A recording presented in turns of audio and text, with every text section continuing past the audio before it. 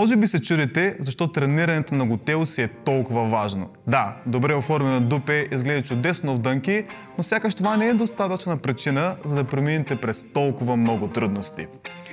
Какви са другите ползи? Нужно ли е изобщо да обръщаме специално внимание на тренировките за дупе? В това видео ще научите отговорите на тези и много други въпроси.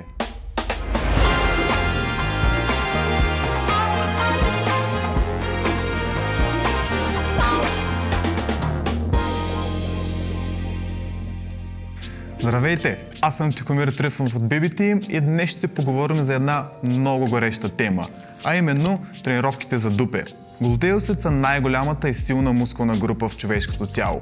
Съставени са от 3 мускула, като глутеус максимус е най-големия и това го прави основен виновник за размера и формите на седалището ни. Той отговаря за контролирането на движения като ходене, качване на стъпала, сядане и ставане, вдигане на тежки предмети и много други. Следователно, наличието на голямо и силно дупе ще ви помогне да бягате по-бързо, скачате по-надалече и дори би могло да играе роля в превенцията на болки в коленете, тазобедрените стави и ломбалния дял на гръбначния стълб. В заключение, глутеусите влияят върху всеки един аспект от ежедневието ни. От начина, по който изглеждаме, как се движим и дори как се чувстваме. Смело можем да кажем, че те са едни от най-важните мускули. Означава ли това, че трябва да неглижираме останалите мускулни групи? Разбира се, че не, но каква степен и под каква форма глутеусите са засегнати в тренировъчната ви програма, зависи изцяло от целите, които сте си поставили. По линия на този въпрос подготвихме една интересна статистика за вас. Според проведена през 2017 година анкета от Бред Контрерас, в която са взели участие над 7000 души, 63% от тях посочват, че тренират глутеусите изцяло, за да подобрят визията им. Явно да имаш добре оформено дупе е още на мода. Но стига сме разтягали локуми. Нека да преминем към основната част на видеото. 3 причини, заради които трябва да тренирате глутеусите. Причина номер 1. Тренирането на глутеуси ще подобри самочувствието и външния ви вид. Доста не е изненадващо, нали? За добро или лошо, съдим хората по външния им вид. Интересното е, че еднакво по сила ни влияе това как хората гледат на нас и това как ние гледаме на себе си. И точно в момента, в който си мислите, че нещата не могат да станат по-сложни, се включва факта, че всеки от нас има различна представа за кое е привлекателно и кое не. Явно красотата наистина е в очите на гледащия. Въпросите, които трябва да се задавате, са какво намирам за красиво, как искам да изглежда тялото ми, какво ще ме накара да се чувствам по-щастлив, когато се погледна в огледалото. Доста често тук е моментът, в който повечето хора бъркат. Вместо да си представят как би изглеждало тяхното мечтано тяло, те поставят на пиедестал някой спортист, модел, известна личност, понякога дори и приятел.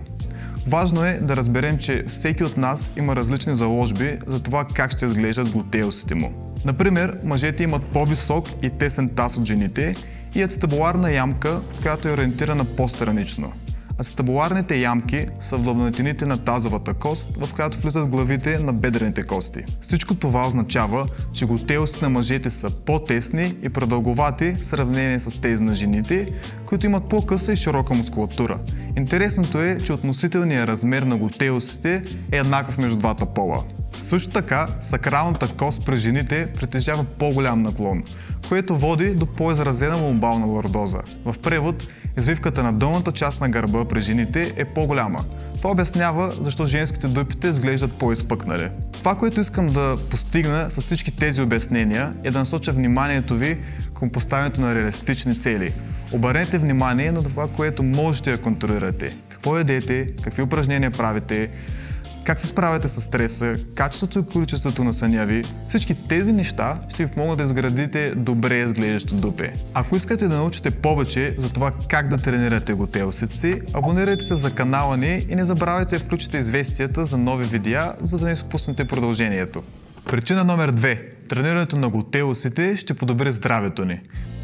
Повечето хора тренират дупето си с цел постигане на по-добра визия, но тези действия ще доведат и до здравословни промени, които ще подобрят качеството ни на живот. Въпреки че на този етап не съществуват висококачествени изследвания, показващи, че тренирането на глутеуси намалява риска от травми, може да черпи информация от биомеханични изследвания, от емпирични данни и от доза здрав разум, че Gluteus Maximus играе роля в стабилизирането на няколко стави, а именно коленните, тазобедрените, сакроилиачните стави и дори гръбначния стълб. За да продължаваме да се наслаждаваме на живот без болка, трябва да притежаваме силно и хармонично развито тяло.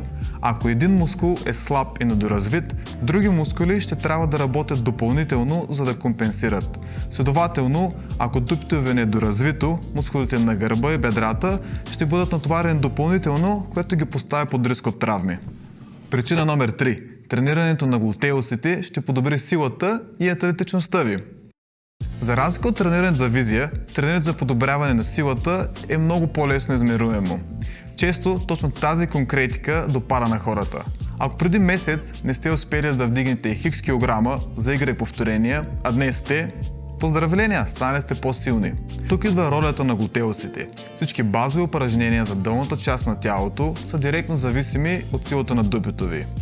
Няма как да сте силни в клейкове, мъртва тяга, отпади, добро утро и много други, ако имате слаби глутеуси. Също така, тренирането на дупето ще доведе до подобряване на ускорението и максималната скорост при спринтиране, експлозивността при вертикални и хоризонтални скокове, скоростта, с която сменяте посоката при бягане и силата, с която удряте и хвърляте.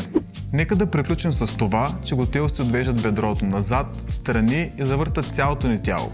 Това обяснява защо ги тренирате, ще подобрите десетки движения като бягане, скачане, смяна на посоката, хвърляне и бутане, дърпане и много други. Ако не ми вярвате, вижте колко добре развити дупета имат повечето спортисти. Ако искате да научите още полезна информация, може да намерите такава сред стотиците безплатни статии на нашия уебсайт bb-team.org. А докато сте там, не пропускайте да разгледате и услугите, с които можем да сме ви полезни. Благодарни сме и на нашите партньори за възможността да заснемем това видео в тяхната зала за високоинтензивни функционални тренировки Skillbox by Atama. До скоро!